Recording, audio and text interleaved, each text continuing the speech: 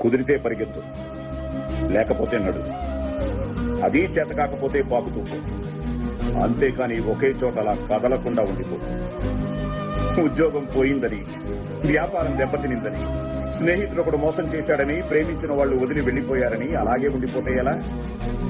దేహానికి తప్ప దాహానికి పనికిరాని ఆ సముద్రపు కెరటాలే ఎగిసి ఎగిసి పడుతుంటే తలుచుకుంటే నీ తలరాత ఇంతే అన్నవాళ్లు కూడా నీ ముందు తల దించుకునేలా చేయగల సత్తా నీది.